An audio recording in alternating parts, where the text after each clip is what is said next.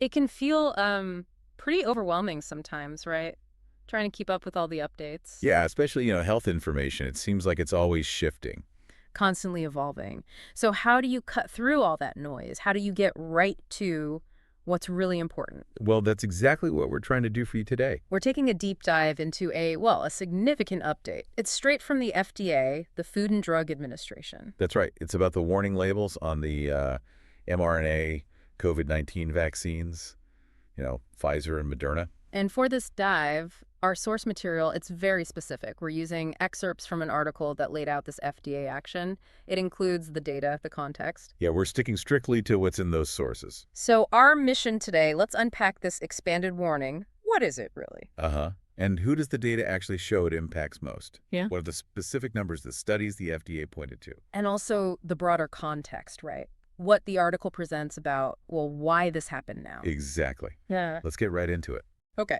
So the core action here is the FDA telling Pfizer and Moderna, hey, change something on your labels. What's the kind of big picture change? The main thing, the fundamental change, is they're expanding the warning labels Hmm. on those mRNA COVID-19 vaccines. Expanding them. And this expanded warning, it specifically calls out which potential side effects are we talking about? It's about the risk of heart injury side effects, Heart injury. Okay. specifically myocarditis, which is inflammation of the actual heart muscle, Right. and pericarditis, that's inflammation of the membrane, the sac surrounding the heart. Got it.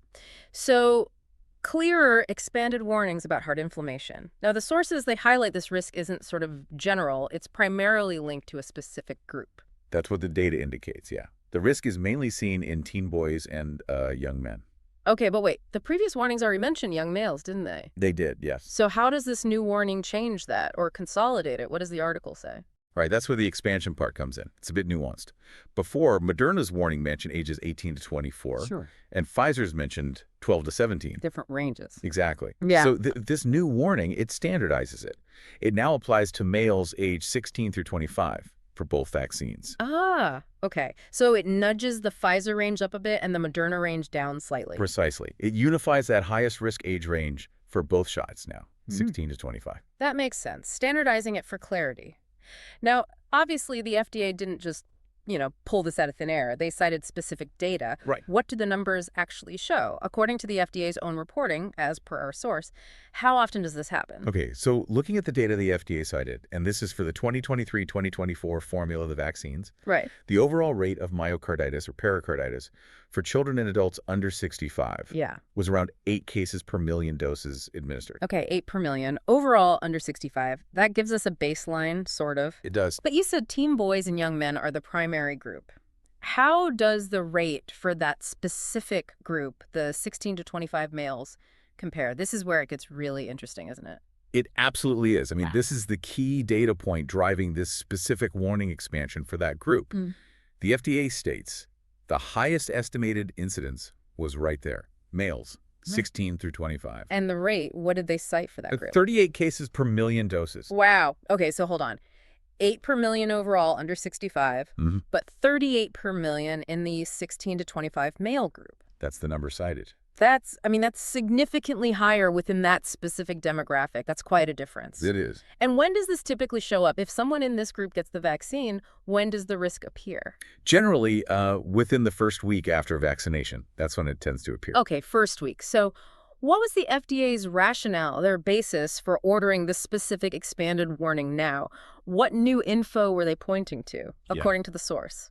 They stated the warnings were spurred by two main things mentioned in the article. First, new data from the agency's own safety surveillance system. Their own system, okay. And second, findings from a specific study. It was published last October, and it followed people who actually developed COVID-19 vaccine-associated myocarditis. Right, I remember reading that in the source. And didn't the article also mention that FDA officials themselves was co-authors on that follow-up study? That's correct, yeah. Officials from the FDA were indeed listed as co-authors. Okay, so let's dig into that study a bit more, just based on what the source described. What did it find about the people who developed this condition post-vaccine? Who were they typically? What were their symptoms like? Well, the study population, it was predominantly young adolescent males. Okay. And the source says these individuals, they mostly showed up with chest pain. Uh-huh. And they had elevated levels of troponin in their But blood. in troponin, that's a protein, right? Usually a sign of heart damage or stress. Exactly. Elevated troponin is a common indicator, a marker of heart injury.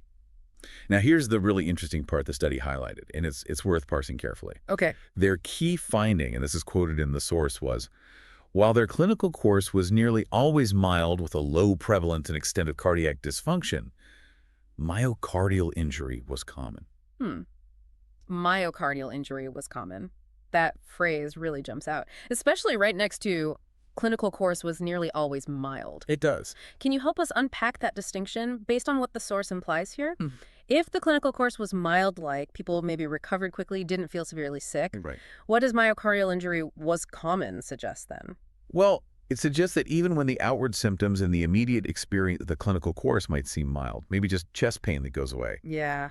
there was still detectable damage or injury happening at the tissue level in the heart, indicated by things like that elevated troponin or potentially seen on imaging. And the study found this injury was, well, common among the participants they followed. It really highlights that difference, between how a patient might feel short term and the underlying biological picture of injury. That is a crucial nuance coming straight from that quote in the source. So even if the immediate experience felt mild for many in that specific group they studied, the presence of detectable injury was a consistent finding. Okay. So what did the FDA's new warning say about potential long-term effects based on these findings? So the new warning, it sort of mirrors the study's description about improvement over time. It states that heart MRI findings, in most people, showed improvement over time. Improvement over time. Okay, so does that mean like no long-term worries then? Well, that raises a really important question, doesn't it? And the FDA's warning addresses it directly. It actually states that it is Uh, not known if these findings on the heart MRI scans predict long-term heart effects from myocarditis. so improvement seen on scans, but they don't know if that translates to long-term non-issues. Exactly. And the warning also notes that studies are currently underway right now, specifically to investigate if there were long-term heart effects in people who had this post-vaccine myocarditis. Okay. So while things often look better on MRI over time, short to medium term, the long-term picture, still under investigation, according to the agency itself. Right. That uncertainty about the long-term outcomes is definitely a key piece of this puzzle, as presented in the sources. Okay, let's step back a bit. Look at the broader context the article gives us around this FDA action. Sure.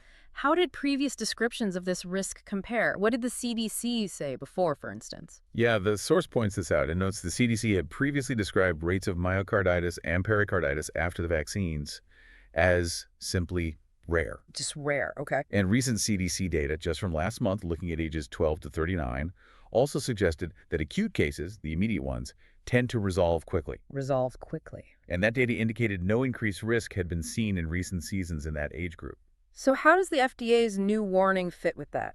Well, the FDA's new warning, it doesn't necessarily contradict the resolve quickly idea for acute cases that the CDC mentioned, but it is specifically honing in on that higher incidence rate in the 16 to 25 male group. Right, the 38 per million. And it's highlighting the uncertainty about long-term effects. That uncertainty wasn't really a major part of the previous public descriptions mentioned in the article. That comparison is helpful. It shows a definite shift in focus, maybe emphasis, based on this accumulating data. Seems like it. And the timing of the FDA actually making these updated warnings public, that also seems noteworthy based on the article's reporting. It is interesting, yeah.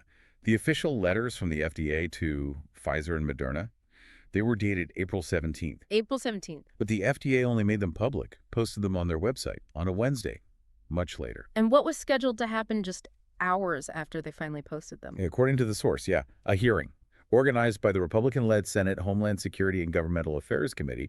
It was scheduled right after. Like a hearing topic. The title was focused on how health officials may have downplayed and hid myocarditis and other adverse events associated with the COVID-19 vaccines. Downplayed and hid. Okay. And the article also mentioned one of the specific witnesses at that hearing. It did. It noted Aaron Siri was scheduled to testify. He's an attorney known for, well, previously working closely with Robert F. Kennedy Jr., advocating for the FDA to pull COVID-19 and other vaccines. Okay. The source just reports that connection as context for the hearing's focus and its timing relative to the FDA's posting. Right, just reporting the context. And what did the Department of Health and Human Services, HHS, what did their spokesperson say about the FDA's action and this timing? So an HHS spokesperson, Andrew Nixon, he was quoted, he said, Americans deserve radical transparency, and that the FDA was delivering on their promise. Okay. He also said companies like Moderna and Pfizer should make sure people are aware of these adverse events. But did he explain the delay, the gap between April 17th and the posting? The article specifically noted, no.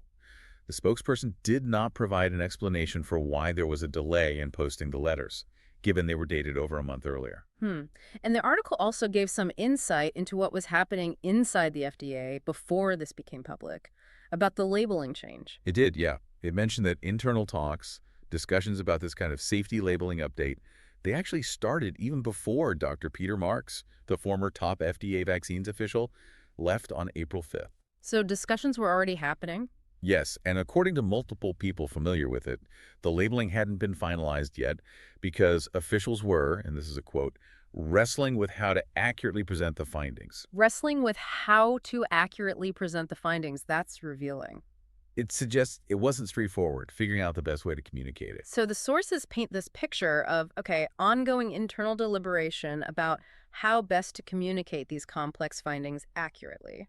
It's happening sort of in parallel with external things like discussions, events like that Senate hearing, all leading up to the eventual public posting date. That's the picture you get from reading the article we looked at, yes. Okay, let's try and pull all of this together for you, our listener.